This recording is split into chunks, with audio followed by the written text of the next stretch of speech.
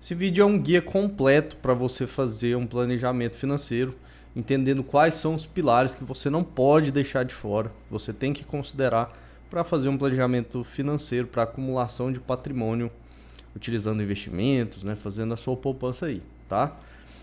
Vou compartilhar minha tela aqui com você. Eu tenho 6 pilares, tá? Que são o tempo, né, o excedente financeiro, os índices que você vai precisar utilizar para fazer um planejamento financeiro, os investimentos, a blindagem desse planejamento e também pode ser o caso aí de você já colocar dentro do seu planejamento financeiro também a sucessão desse patrimônio para as próximas gerações. Então eu vou entrar em cada um desses pilares, já coloquei aqui vários pontos sobre cada um deles para tentar elucidar para você ao máximo e facilitar a construção do seu próprio planejamento financeiro para sua acumulação de patrimônio. Primeiro pilar, e talvez o mais importante deles, é o tempo, né? Quanto mais tempo você tem, mais alto você pode sonhar, né? Você pode ter objetivos maiores, mais audaciosos quando você tem mais tempo, porque é o tempo que possibilita garantir, né, fazer de forma garantida, fazer construção de patrimônio de forma garantida, né? Existem várias formas de se construir patrimônio, de ficar rico, né, para ganhar muito dinheiro e tal, que são formas que não são garantidas, né? Por exemplo, você empreender, né, você criar um negócio que gera muito equity, que te traz muito dinheiro, né? Você vende o equity ou ganha através dos proventos desse negócio, de um empreendimento, né? Essa é uma das formas de acumular patrimônio, né? De construir patrimônio.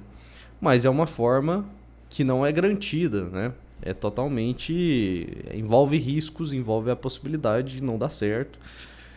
Então, é uma forma mais rápida, né? Uma forma que não exige tanto de tempo, né? Porque tem vários tipos de negócio que você pode fazer a construção de um grande patrimônio rapidamente, né? Negócios que são escaláveis e tudo mais. Mas não tem um caminho certo para você seguir, né? Você precisa contar um pouco com a sorte, né? E de estar no lugar certo, na hora certa e tudo mais. Já com os investimentos, né? Você fazer uma acumulação de patrimônio com investimentos, poupando ao longo do tempo, já é uma forma que é garantida se você seguir esses pilares aqui. Que funciona para todo mundo, não depende da sorte, né? Se você tiver disciplina para fazer o excedente, se você seguir ali os índices corretos, fazer os investimentos corretos com diversificação e tudo que a gente vai falar em cada ponto deles, fazendo a blindagem também, que é muito importante, é garantido que você vai conseguir atingir os seus objetivos, né, dentro de um planejamento financeiro. Então, então como eu falei, o tempo, né, ele vai ser o grande fator que vai possibilitar que você tenha essa forma garantida de acumulação de patrimônio, tá? Vou abrir aqui os pontos, né, sobre algumas reflexões aqui sobre o tempo. Primeiro, você vai precisar entender onde que você quer chegar, né? Onde você está agora e onde você quer chegar.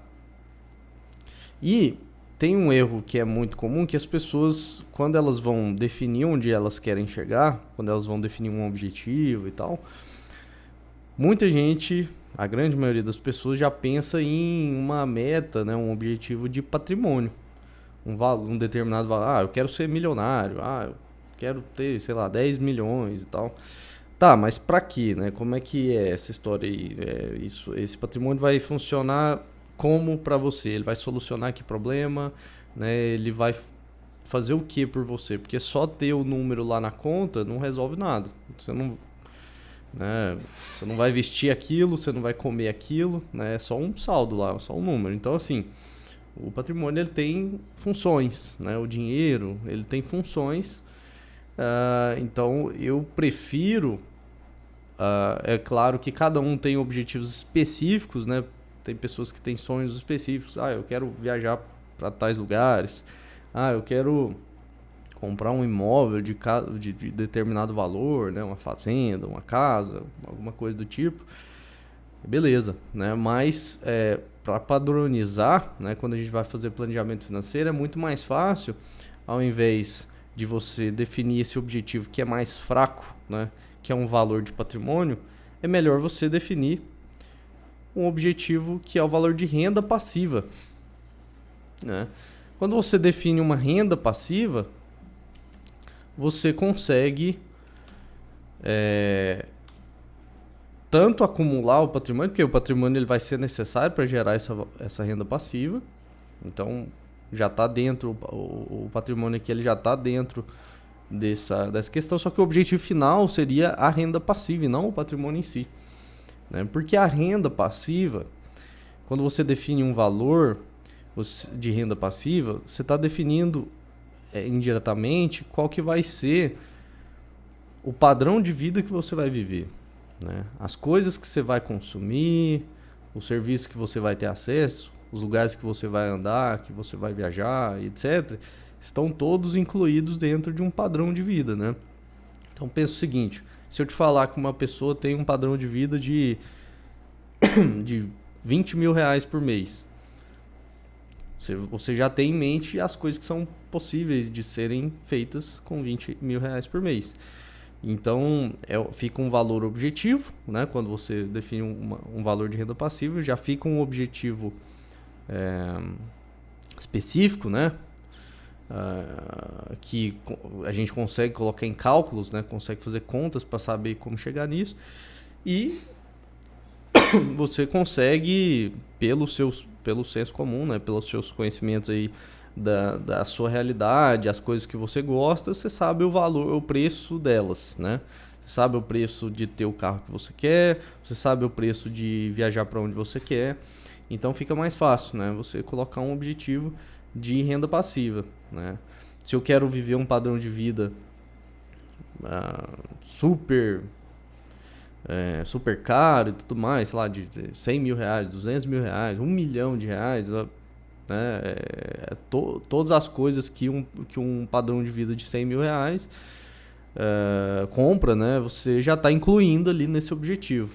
Então fica muito mais simples, né? Mais objetivo. Então essa é a primeira dica, né? Sobre o pilar do tempo, é você definir onde você quer chegar. Por quê? Porque a partir do momento que você definiu onde você quer chegar, que tipo de padrão de vida você quer buscar na sua vida, aí vai virar uma equaçãozinha, né? Vai virar um joguinho de Tetris ali, de apenas encaixar os fatores. Porque nada é impossível, né? No final das contas. Mas as suas ações, elas têm que encaixar com aquilo que você quer, né? O discurso ele tem que encaixar com as ações. Não adianta você querer ter um padrão de vida de 100 mil reais por mês, né? Viver uma vida luxuosa e não ter tempo para acumular esse patrimônio, né? Ou não ter um caminho, né? Um empreendimento, alguma coisa que vai te levar a isso, né? O que acontece com a maioria das pessoas é que elas ficam a vida inteira no país das maravilhas, né?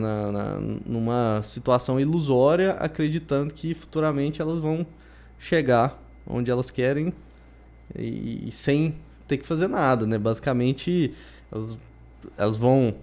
O que a grande maioria das pessoas faz no final das contas é trabalhar e estudar a vida inteira para aumentar a renda. E aí, quando ela aumenta a renda, ela aumenta o padrão de vida. E isso é extremamente perigoso, né? Assim, as pessoas vão... O cara passa a ganhar 10 mil reais, ele sobe o padrão de vida dele para 8, 9, 10 e às vezes até fica endividado, né? Até gasta mais do que ganha. E isso é extremamente perigoso, porque o ser humano, ele acostuma, né, com as coisas, ele acostuma com um padrão de vida mais alto, e aí às vezes se acontece um imprevisto, né? Normalmente as pessoas não se programam para ter seguros, né? Não se programam para essas coisas. E às vezes quando acontece um imprevisto, ou perde o emprego, cai a renda, é muito difícil, psicologicamente falando, abaixar esse padrão de vida. E aí é onde acontecem as tragédias financeiras na vida das famílias, né? Às vezes o padrão de vida cai, vem uma crise, perde emprego, etc. Aí o cara tá lá gastando 10 mil reais por mês e de repente ele só tem 5 para viver. E aí, como é que faz? Aí tem que baixar o padrão de vida, ele não vai poder mais ir nos restaurantes que ele frequentava, não vai poder mais dirigir o carro que ele tinha, né? Vai ter que abaixar o padrão de vida e isso é muito doloroso psicologicamente falando. Às vezes ele não consegue se manter dentro de um ciclo social, um círculo social que ele frequentava, então tem amizades que vão se distanciando, tudo isso acontece por falta de planejamento, por falta de disciplina financeira, de viver com excedentes, né? Que a gente vai falar inclusive no próximo pilar aqui. Certo? Então, o fator tempo, né? O quanto tempo você tem para chegar nesse objetivo é o que vai garantir realmente que você possa chegar nesse lugar que você quer chegar de uma forma sustentável. Eu acho que essa é a chave do planejamento financeiro, é você garantir que você vai atingir aquilo que você quer. Porque aí, psicologicamente falando, é um alinhamento de expectativas também, né? A partir do momento que você define que você quer viver, sei lá, chegar numa renda passiva lá, por exemplo, de 10 mil, de 20 mil reais por mês para ter esse padrão de vida lá na frente, né? Vindo só dos seus investimentos, não dependendo de um trabalho e tudo mais, a grande chave da coisa é você conseguir garantir que você vai chegar lá. Porque, como eu falei, existem aqueles outros caminhos. Existe o caminho de você empreender, existe o caminho de você tentar promoções, né? Se você passar a ganhar mais, ter uma renda maior. Mas tudo isso depende de outras coisas. Não depende só de você, né? Depende de contextos, depende de situação econômica. E vai ficando muito incerto, né? E caso não aconteça, caso surja um imprevisto no meio do caminho, pode acontecer uma grande quebra de expectativa. E esse é um problema grave, né? Às vezes você passa ali 10, 20 anos focando em algo, sacrificando outras áreas da sua vida e buscando se profissionalizar, estudar demais e trabalhar demais, acreditando que aquilo vai fazer com que você tenha um enriquecimento rápido, um acúmulo de patrimônio rápido, mas pode ser que, sei lá, você tenha um acidente, por exemplo, e não consiga mais trabalhar, fique incapacitado, por exemplo. Então, isso é uma coisa que pode acontecer. E aí, se você não viveu ali tudo que você gostaria de viver, com a vida, com o seu tempo distribuído em coisas como lazer, como tempo com a sua família e tudo mais, você vai ficar, se isso acontecer, você vai ficar, você vai ter um arrependimento muito grande, né, de ter gastado um tempo de vida ali que para atingir algo que não vai ser possível mais, né?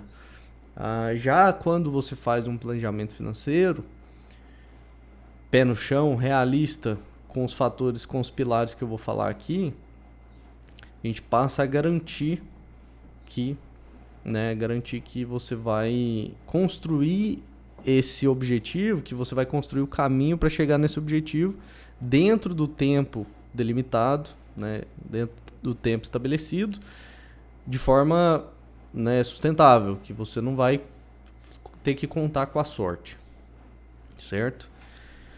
Então, se você tem muito tempo, você pode sonhar, né? Você pode ir lá no seu objetivo lá, você pode viajar, você pode colocar, se você tem 10 é pouco tempo, na verdade, 20, 30, você tem 50 anos para acumular patrimônio, putz, aí você pode querer ser o Elon Musk, né? Entendeu?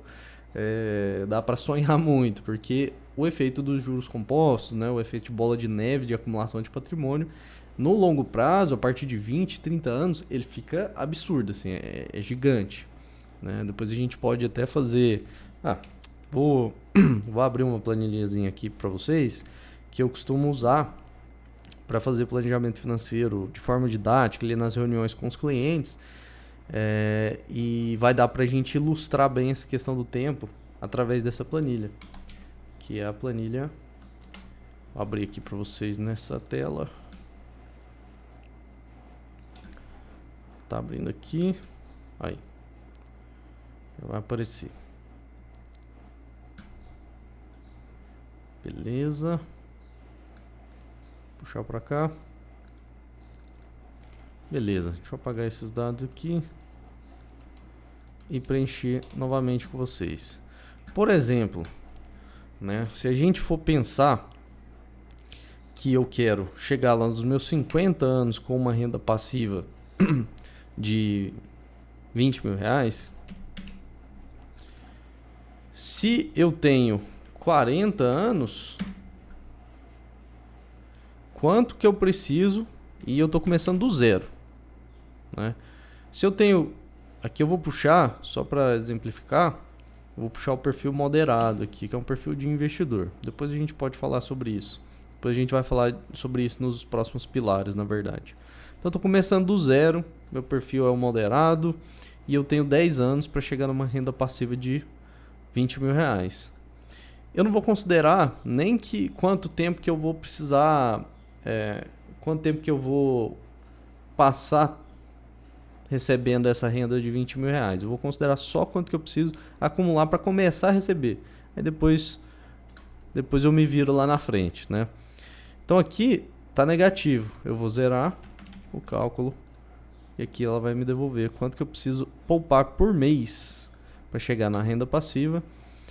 Olha só, se eu quero chegar na renda passiva de 20 mil, eu tenho 10 anos até os meus 50 anos, que eu tô com 40, eu quero chegar em 50 com 20 mil de renda passiva. Quanto que eu preciso acumular por mês, saindo do zero? R$16.108 por mês. É bem pesado. Agora, se eu tenho 20 anos para acumular, se eu tiver com 30 anos e eu quero chegar nos 50 com 20 mil, vamos zerar aqui de novo.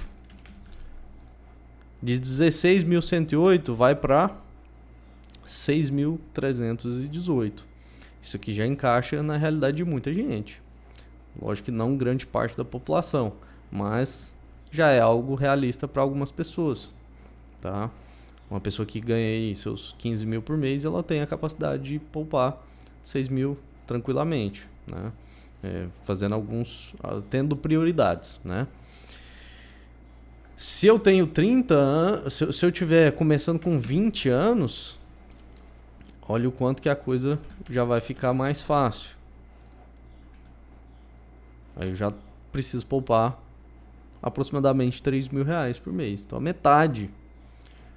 Sendo que eu adicionei só 10 anos, né? Então eu não adicionei mais 20 anos. Eu adicionei só mais 10 e caiu pela metade. Percebe? Esse é o efeito dos juros compostos. Por isso que eu falei que quando a pessoa tem muito tempo, por exemplo, se eu tô com 20 anos e eu vou acumular até os meus 60 e eu quero chegar lá numa renda, né, vamos colocar aqui que eu vou poupar 5 mil todos os meses em média durante o período. Vamos ver quanto que dá para mim atingir de renda passiva zerando aqui. Olha só, 68 mil reais em valores atuais, né? 68.270. Lembrando que isso aqui, esse é um cálculo que está sendo corrigido por uma inflação histórica brasileira aqui. Então, assim, quando você tem tempo, quando você tem 40 anos de acumulação, putz, aí a coisa fica muito louca, porque você acumulando uma média, fazendo aportes médios mensais de 5 mil reais, você consegue atingir um patrimônio de 83 milhões, né? Lógico que tem o efeito da inflação, né? Esses 68 mil, lá na frente eles vão equivaler a 762 mil reais, né? Com o efeito da inflação durante 40 anos. Mas você está, né, construindo um puta patrimônio e vai ter essa renda passiva aqui, que em valores atuais é muito alta, né? Isso aqui, lembrando, a renda passiva, não dependendo do seu trabalho, você não precisando tocar uma empresa, você não precisando trabalhar para alguém, né? Para uma empresa, para o governo, nada do tipo. É patrimônio aplicado em liquidez, né? Disponível ali para ser resgatado, para utilizar para outros objetivos e tudo mais. Então, o fator tempo é o pilar, talvez o mais importante, né? Agora, é igual a gente falou. Por exemplo, o que eu falei do exemplo da pessoa que ganha 15 mil reais para ela poupar 6, no caso, é uma questão de prioridade, né? A grande maioria das pessoas, se ganha 15 mil reais, ela gasta 15. Na verdade, se brincar, a grande maioria gasta até mais, né? Porque 80%, se eu não me engano, das famílias brasileiras estão endividadas, né? Então, às vezes a pessoa ganha 15 mil, ela gasta 16, 17, porque aí, às vezes, lá no final do ano ela vai ganhar um bônus, alguma coisa, aí ela tenta quitar as dívidas e tal, mas a maioria das pessoas acaba gastando até mais. Por isso que é importante priorizar esse planejamento para que você consiga realizar ele, que você consiga ter um excedente de financeiro que vai ser investido e vai possibilitar você atingir as suas metas. Então, essa aqui é a grande mensagem. Não espere. Né? Como a gente falou aqui do efeito do tempo, se eu tenho 50, se eu quero atingir 20 mil com 50 e eu tenho 30, eu tenho 20 anos para acumular, beleza. Então eu vou precisar de quantos por mês? 6.318. Agora, se eu esperar, não, mas esse ano tá difícil, aí você vai enrolando, você vai falando, não, esse ano tá difícil, vou começar a investir no ano que vem, porque eu já vou ter acumulado um pouco mais, vou deixar pro começo do ano, pro ano que vem, aí você vai deixando. Aí chega no começo do ano, surgem novas contas, surge uma viagem, você fala, não, vou deixar mais um pouco, vou viver, né? Vou deixar mais um pouco pra frente. E aí você vai postergando e não começa a investir, não começa a poupar. E aí vamos supor que passa mais 2 anos aqui, você não fez, você tá com 32, você tava com 30, foi para 32. E agora, quanto que você precisa poupar? Não vai ser mais os 6.318. Vai ser quanto? 7.437. Então subiu R$1.000 de média de que você precisa poupar por mês por causa de 2 anos que você perdeu sem investir. Então, não espere. Começa agora. Ah, mas eu não sei qual que é a renda passiva que eu quero atingir lá na frente, não sei valor de patrimônio, não sei... tô começando agora a trabalhar. Esquece, cara. Começa a poupar. Nem que você ainda não tenha um planejamento financeiro bem estabelecido, mas começa a poupar, porque se você não poupar e não começar a investir, o efeito lá na frente é muito grande. Você está perdendo muita coisa, tá? Então o próximo pilar é justamente esse pilar que a gente estava falando do excedente. Na minha opinião, é obrigatório todo mundo poupar 20% do que ganha, no mínimo. Obrigatório. Antigamente, né, acho que até no livro O Homem Mais Rico da Babilônia, se eu não me engano, esse livro aqui, O Homem Mais Rico da Babilônia, se eu não me engano, nesse livro falava de 10%, né? Esse livro aqui, deixa eu mostrar a capa deles para vocês. Fica aí uma dica também de leitura. O Pai Rico, Pai Pobre também, para quem tá começando. Esse aqui, ó, é muito bom. Então esse livro aqui, o autor lá falava de 10%, você poupar 10% e tudo mais. Mas, o que acontece, né? Na época, a gente estava falando de você poupar em moeda forte, né? Em moedas de ouro, né? Em metais preciosos, metais, né? Moeda que não era fiduciária igual é agora. Agora a gente tem que lidar com inflação. E no Brasil, principalmente, a gente tem uma inflação alta, né? Se a gente pegar o IPCA anualizado, a média dos últimos 20 anos dá 6%, igual tá na planilha aqui, ó. Então é uma inflação altíssima, igual você pode ver que 20 mil reais atuais, inflacionados por 6% ao ano durante 18 anos, dá 59 mil. Então, esses 20 mil eles vão perdendo poder de compra ao longo do tempo, e para você continuar comprando a mesma coisa que eles compram hoje, lá na frente, daqui 18 anos, vai ser 59. Então, se você não investe, se você não se protege de inflação, é muito grave, né? É muito impactante a inflação. E, então, se lá no livro falava de 10%, hoje com inflação, na minha visão, 20% é o mínimo. Para ficar legal mesmo, começa a ficar interessante depois dos 30% ali, mas 20% já coloca na sua cabeça que a partir de agora entrou dinheiro na conta, 20% é do seu eu do futuro. Se você não poupar para ele vai chegar, o seu eu do futuro, lá daqui 10 anos, a sua vida vai estar mais cara. Lá na velhice, você vai ter que tomar remédio, você vai ter que ter tratamento médico. Então, se você não poupar esses 20% agora para ele lá do futuro, né, para o seu eu do futuro, ninguém vai fazer isso por ele, tá?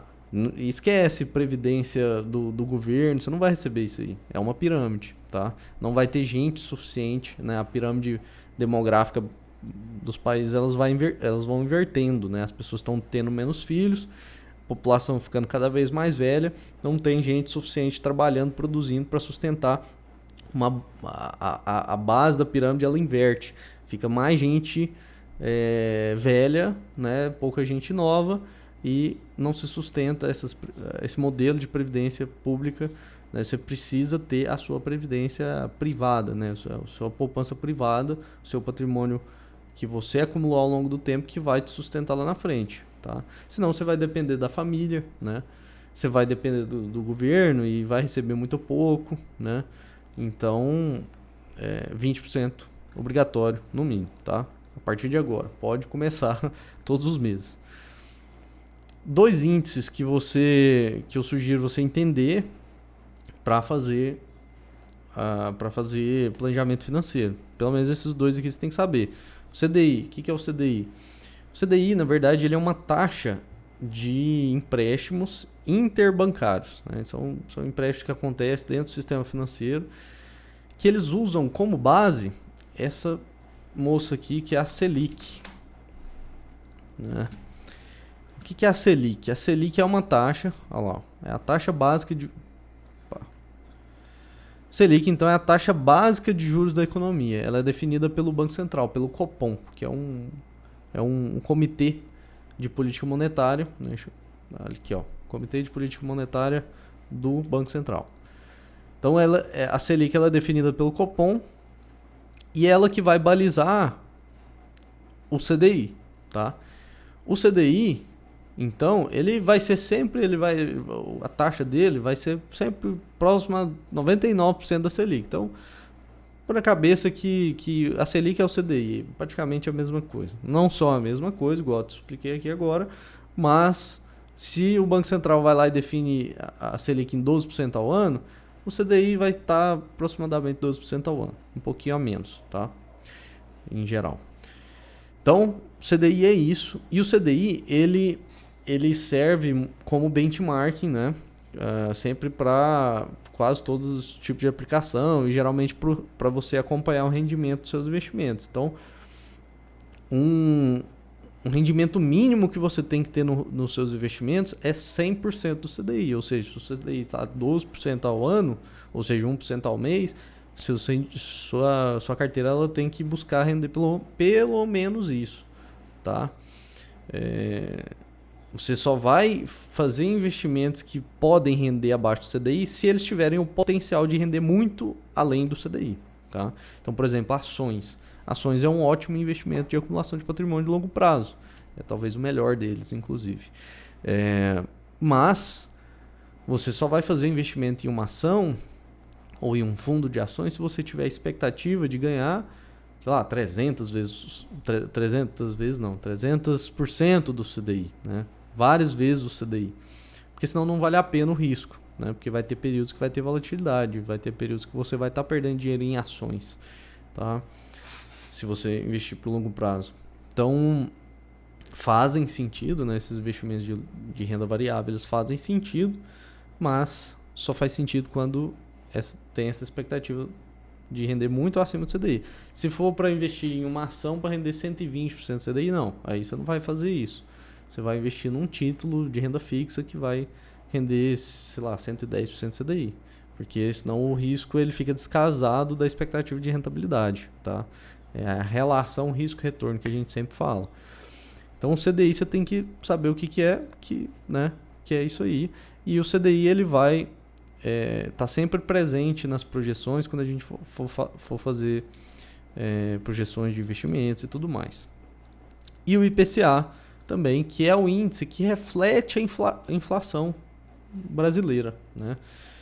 Então, como eu falei, aqui o IPCA na histórico aqui anualizado no Brasil ele está em 6, né, nos últimos 20 anos, 6,05% anualizado. Esse é o IPCA.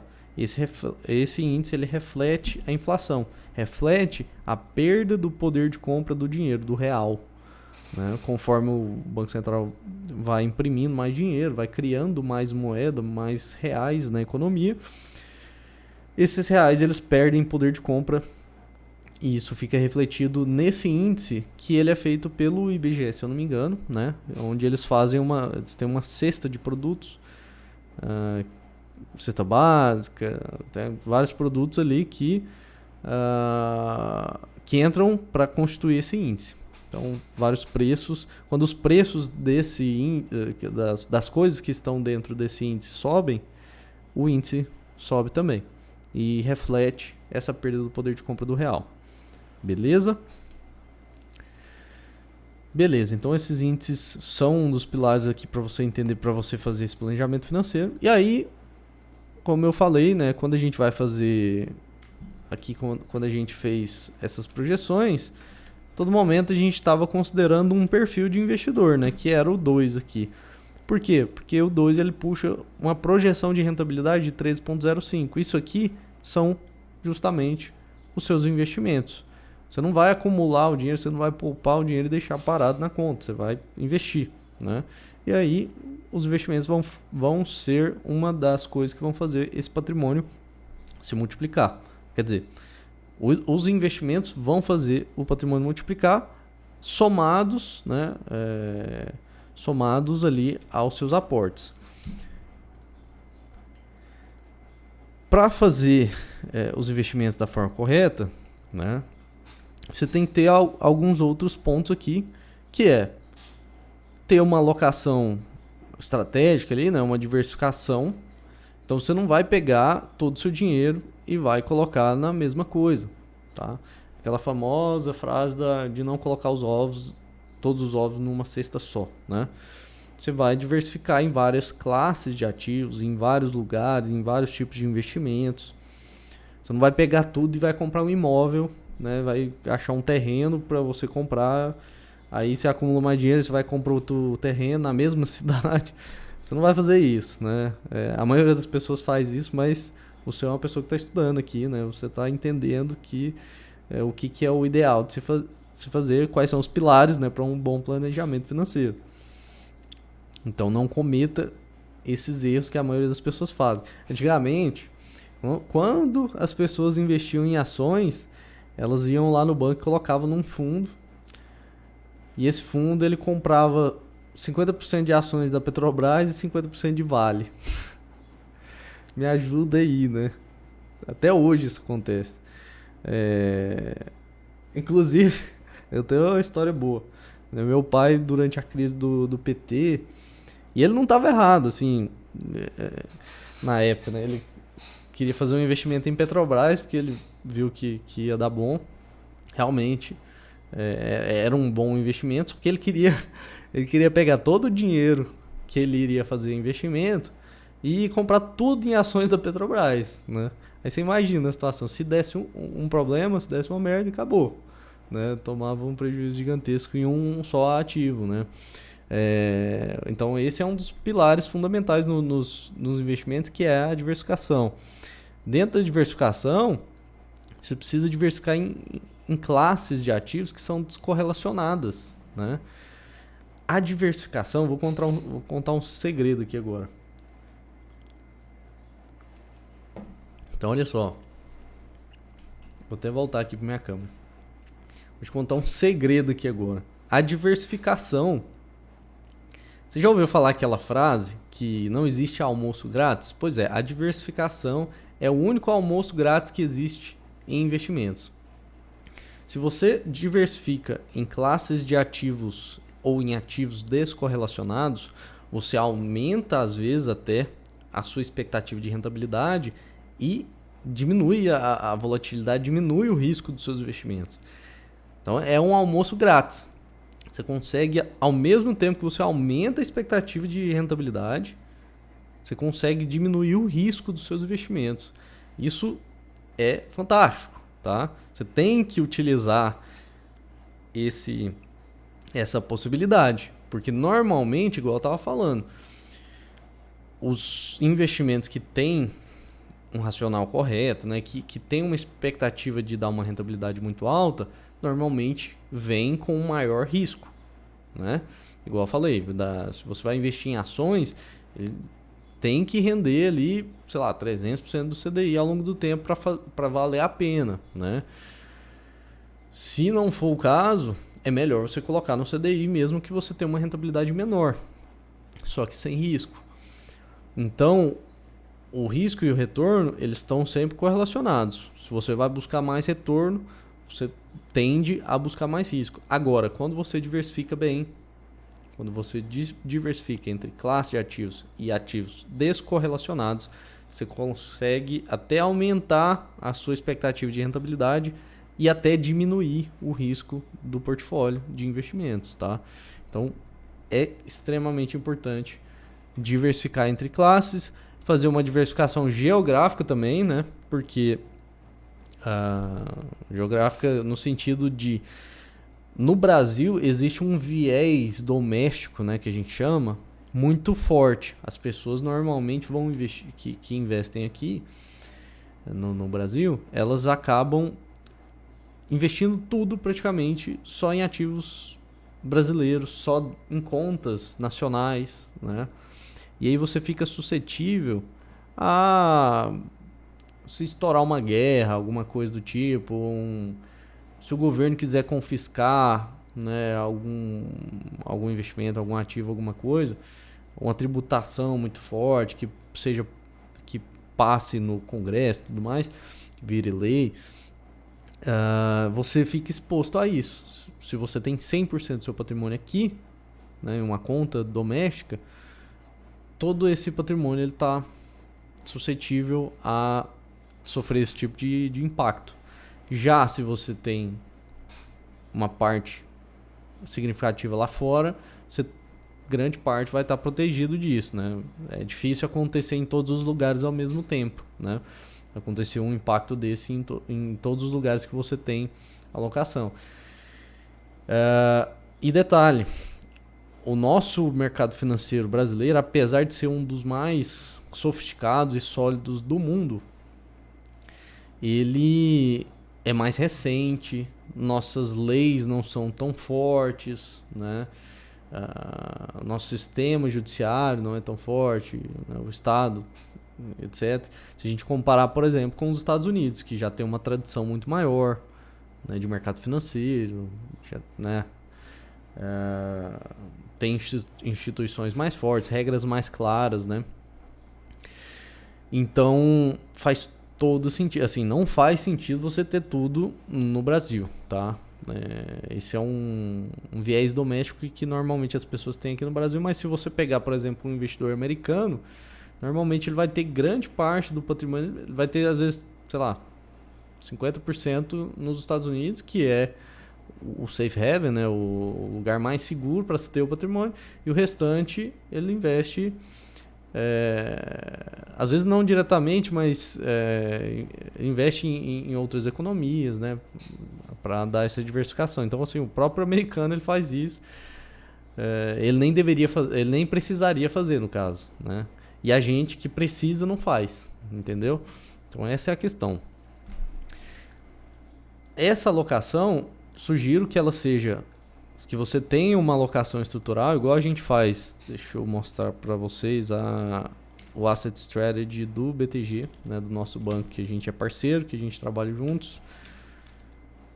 Asset Strategy. Deixa eu abrir aqui.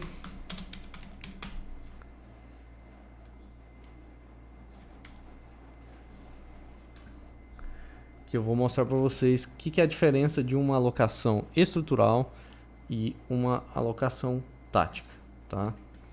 Eu tô abrindo aqui. Deixa eu mostrar para vocês a alocação do mês, no caso aqui foi do mês de outubro, né? Beleza. Aqui. Então aqui a gente tem, por exemplo, como sugestão do banco, as classes de ativos aqui nessa primeira coluna. E aí a gente tem dividido pelos 3 perfis diferentes: o conservador, o balanceado e o sofisticado, no caso da nomenclatura que eles usam no BTG. No caso da estrutural, eles têm os percentuais estruturais aqui, porque tem o estrutural e tem o tático.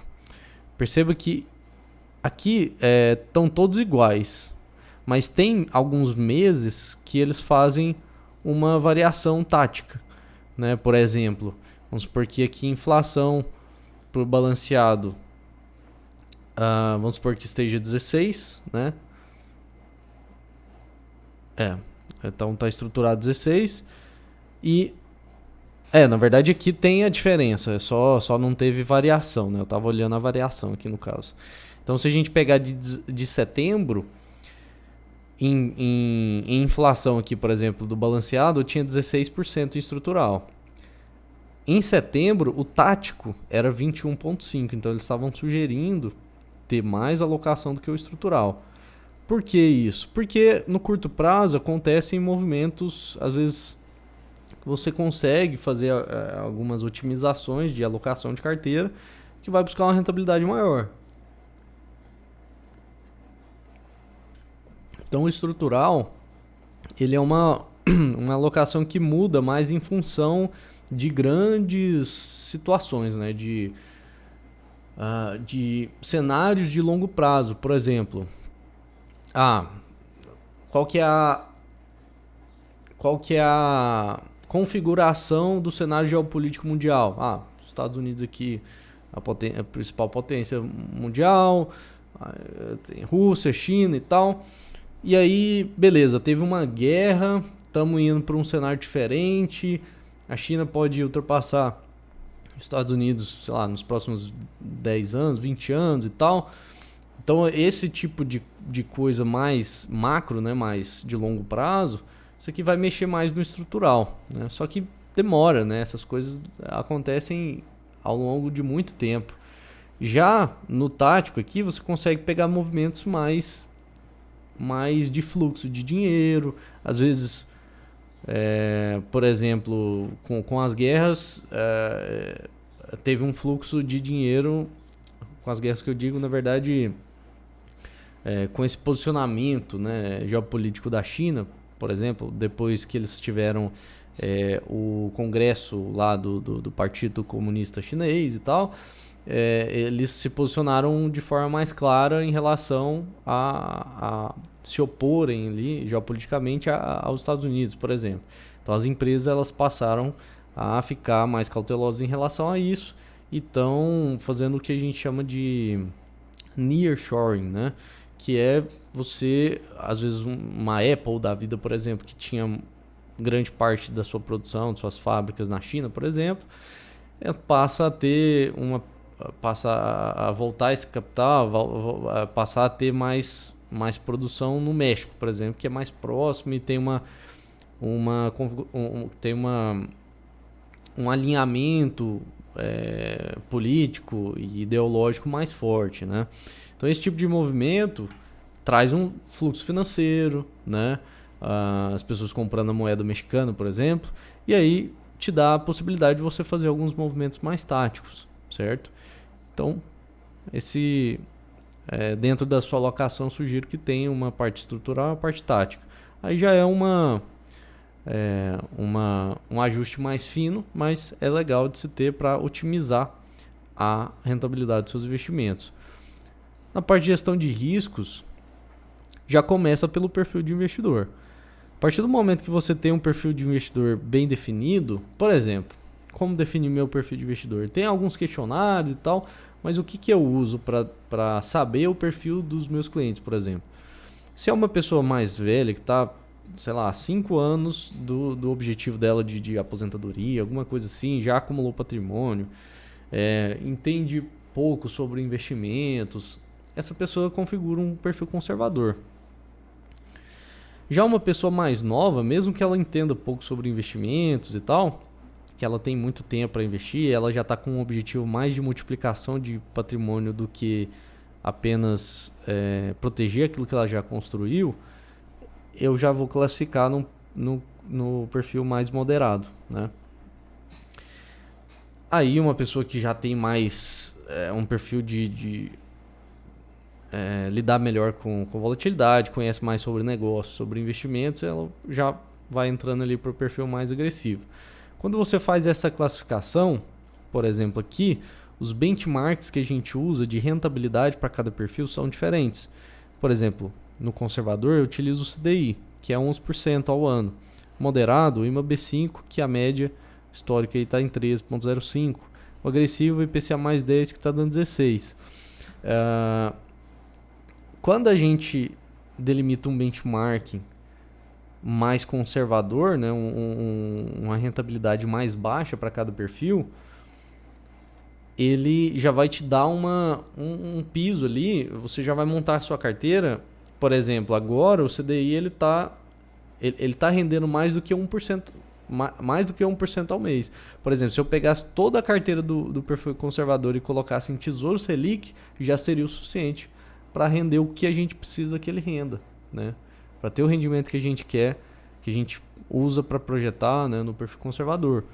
No moderado, quase que a mesma coisa. Eu preciso só de um pouquinho mais de rentabilidade do que o CDI atualmente para bater. Quando você faz isso, ele funciona meio que como aqui, ó, estava falando justamente do benchmark. Ele funciona meio que como um limitador de velocidade, né? Imagina num carro lá que tem limitação de velocidade. Quando você coloca um carro, se você pegar uma Ferrari lá, um carro super rápido e tal, você coloca na mão do Rubinho Barrichello lá, sei lá, um piloto de Fórmula 1, e o cara vai pilotar esse carro em um autódromo e tudo mais, um profissional. O profissional, ele consegue acelerar esse carro no limite. Ele tem noção de quanto que o carro está descolando ali, né, de aderência. Ele sente o carro muito mais porque ele treina isso, né? Ele tá ali diariamente lidando com isso a vida toda. Ele tem capacidade para acelerar no limite, né? Então é o caso aqui, por exemplo, profissional, ele sabe onde ele pode acelerar e onde ele sabe a velocidade limite que ele pode ir ali até uma certa curva, que ele não vai sair da curva, ele não vai rodar o carro. Já o amador, se ele for tentar andar igual um profissional, né, ter uma rentabilidade de profissional, por exemplo, se o perfil agressivo ele for tentar sozinho, sem a ajuda de um assessor de investimentos, né, sem a ajuda de um profissional, for tentar ter uma rentabilidade igual a do Warren Buffett, por exemplo, de 20% anualizado, né, para ele ter uma média de 20%, então vai ter ano que ele vai precisar render 30% e tudo mais. Isso é possível. Inclusive o próprio Warren Buffett está aí para contar a história. Mas é igual você pegar uma Ferrari sem você ser um piloto profissional e tentar acelerar num autódromo ali e tentar fazer as curvas igual um profissional. Você não vai saber identificar qual que é a velocidade que você pode ir. Nas primeiras voltas você vai rodar, vai dar ruim. Às vezes você vai fazer a primeira ali, aí você fala, passei a 120 nessa curva aqui, eu acho que dá para passar a 140. Aí você vem a 140 e não dá. E aí é parede, né? Vai bater na parede. Então isso que acontece com os investidores amadores também, que não fazem esse benchmark de rentabilidade e tenta andar como um profissional. Então, por isso que eu acho que é importante ter esse pilar também do benchmark aqui nos investimentos, de perfil de investidor. Em relação à volatilidade, até eu tenho uma apresentação aqui. Deixa eu mostrar para você. Que representa que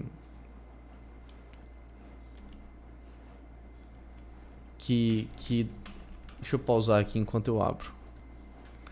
Então aqui eu tenho um gráfico que representa bem o comportamento dos diferentes perfis em relação à volatilidade de carteira.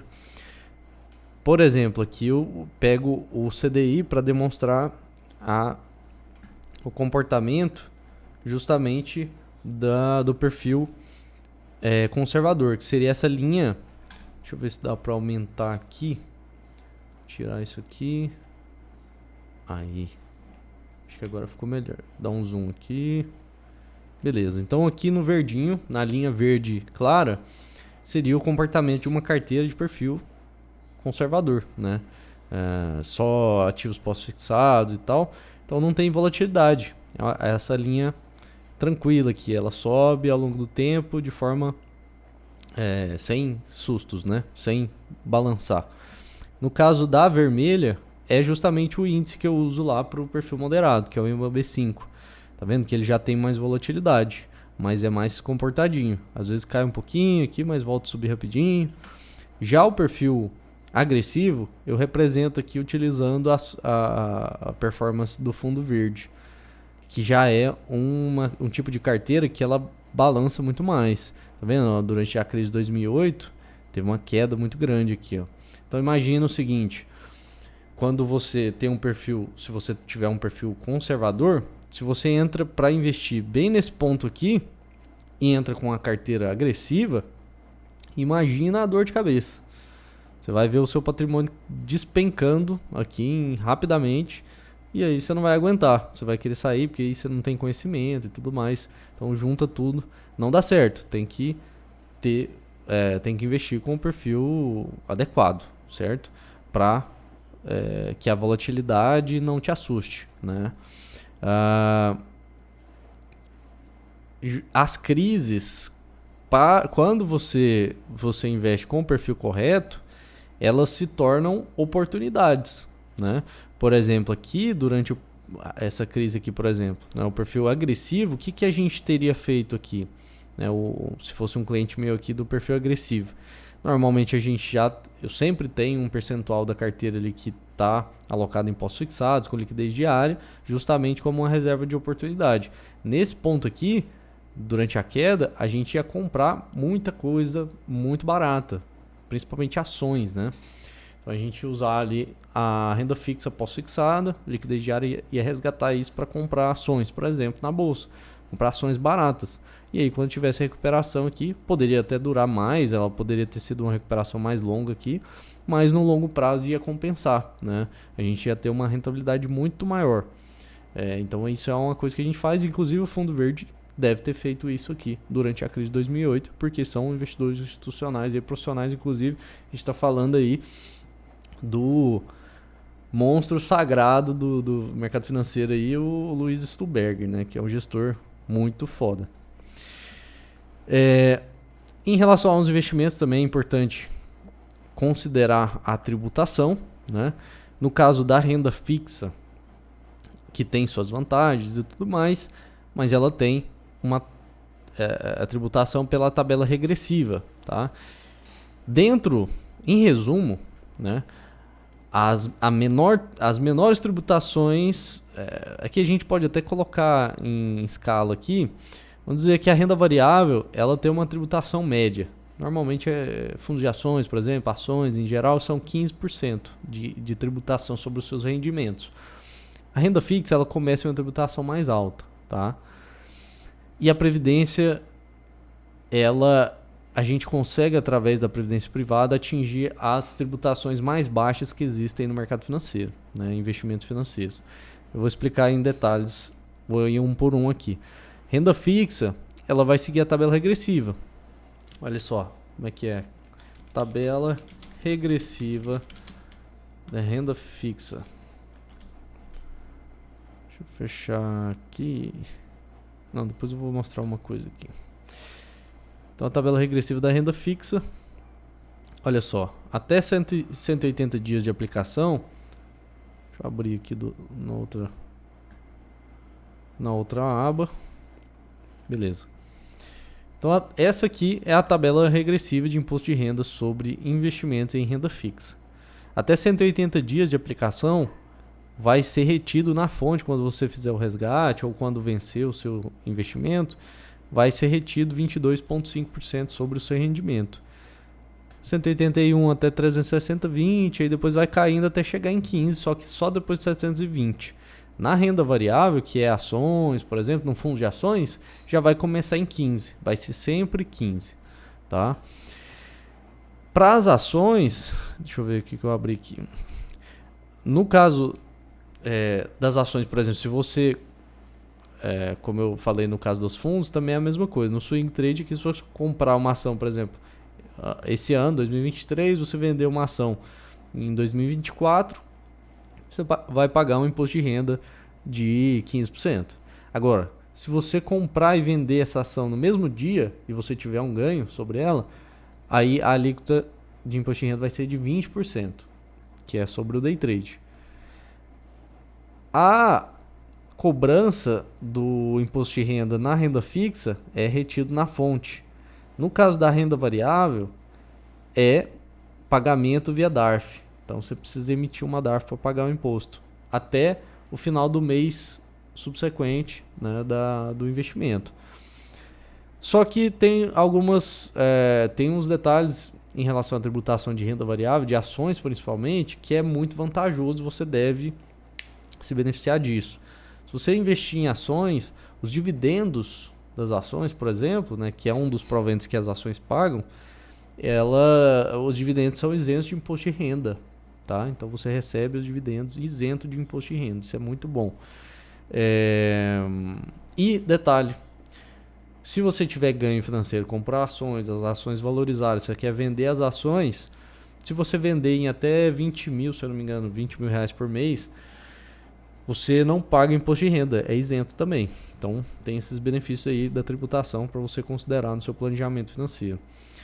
Já a previdência é a mais vantajosa de todas, com algumas ressalvas, tá?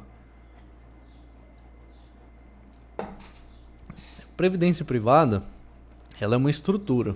Aí dentro da previdência você vai alocar em fundos. Aí tem fundo de ação, tem fundo de renda fixa. Nesses fundos, qual que é a desvantagem, né? São fundos mais restritos por algumas regulamentações e tudo mais. Não tem a quantidade de fundos que você encontra fora, que não são fundos de previdência. Mas vale a pena e está melhorando cada vez mais as opções de fundos de previdência, né? Mas vale a pena você utilizar para investimentos de longo prazo, principalmente porque dentro da previdência privada você pode optar por utilizar a tabela de imposto de renda regressiva, tá? E a tabela regressiva de imposto de renda, deixa eu mostrar aqui, regressiva do IR na previdência.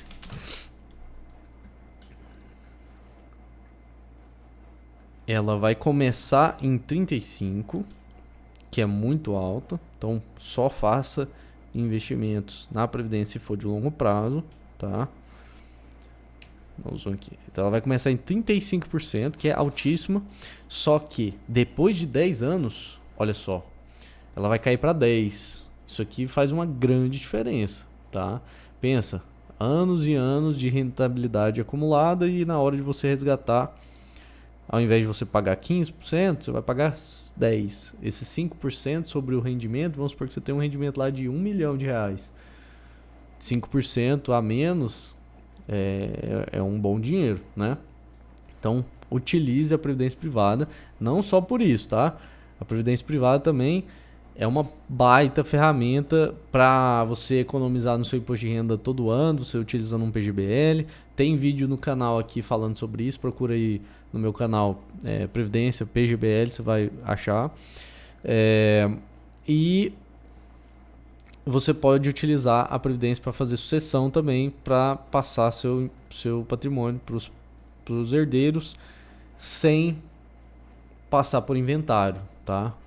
Então isso você economiza muito dinheiro também.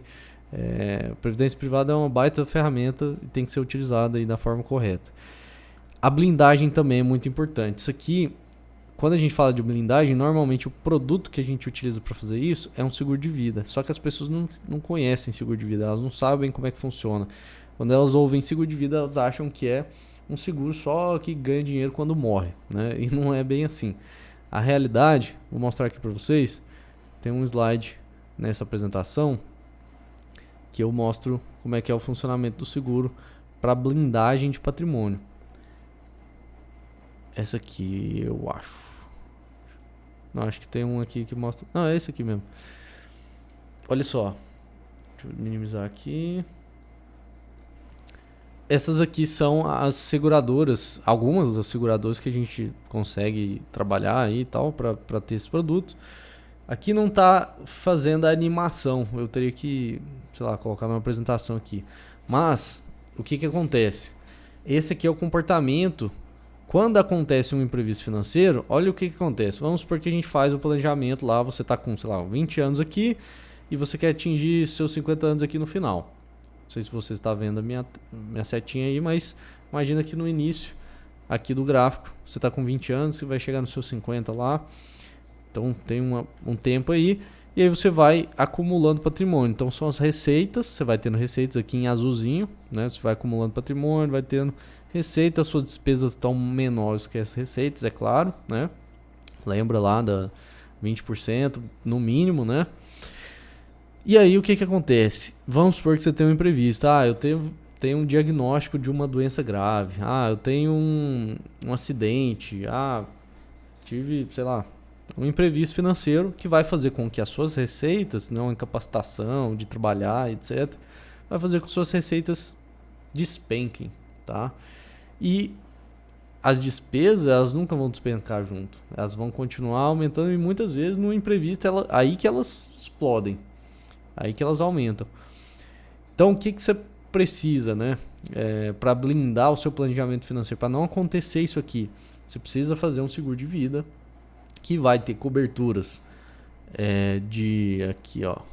vai ter cobertura de doenças graves, vai ter cobertura para acidentes, para incapacitações, né? Para que se acontecer isso, você vai estar blindado, você vai ter um evento de liquidez, que a gente fala, né? Você vai receber um dinheiro aqui que vai arcar com essas despesas ao longo do tempo e vai fazer com que você não perca, né? Você não saia desse planejamento, você garante que você vai continuar tendo uma boa saúde financeira apesar desse imprevisto, certo? Então, blindagem aqui, ó, extremamente importante para garantir justamente aquilo que eu falei, que é o que a gente quer, que é a sustentabilidade desse planejamento. A gente quer garantir que ele aconteça, certo? E a blindagem vai fazer com que isso seja possível. E a sucessão, em alguns casos, você não precisa necessariamente pensar na sucessão, mas é um dos pilares importantes para quem pensa, né? No caso de patrimônio financeiro, em resumo, você vai utilizar uma holding aí, né? Vai se organizar em vida para você fazer a sucessão desse patrimônio. Não deixa para depois, né? Senão a família vai brigar depois, vai gastar muito dinheiro com advogado, com inventário, com cartório, etc. Então, se você fizer em vida, fizer transmissão de cotas e tal, através de uma holding, vai dar muito certo, né? Vai ser muito melhor.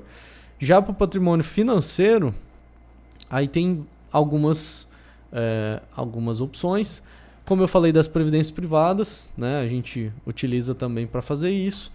Aí tem offshore, que você pode fazer com patrimônio lá fora do país, né? Abrindo uma PJ fora do país, a gente faz isso também na nossa assessoria.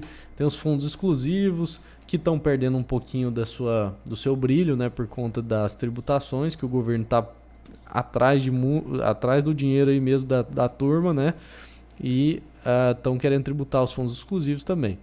Já a Previdência está sendo um safe haven, aí, uma salvação para esse tipo de... para não sofrer com as tributações, né? Certo? Então esses foram os pilares para o planejamento financeiro, para acumulação de patrimônio. Isso aqui é extremamente importante. É um guia aí para você entender quais coisas você não pode deixar de fora, né? Pelo menos isso, para você entender a dinâmica de um bom planejamento financeiro. O meu contato, eu sou assessor de investimentos, né? Eu não me apresentei aqui no início, mas meu nome é Lucas Cândido, né? Estou me apresentando no final agora. Meus contatos vão estar aqui embaixo, né? Eu sou sócio na Casa Capital, que é escritório de investimentos. A gente tem a parceria com o BTG, assessoramos mais de R$ 1 bilhão em investimentos. Então, através dos meus contatos aqui, se você quiser fazer um planejamento financeiro como esse junto comigo, né, sendo assessorado por mim, entre em contato comigo aqui através do meu Instagram, aqui, o @lucascandido.invest, ou pelo meu WhatsApp, que vai estar aqui na descrição também. Beleza? Curte o vídeo, se foi útil aí para você, se inscreve no canal e te vejo no próximo vídeo. Até mais.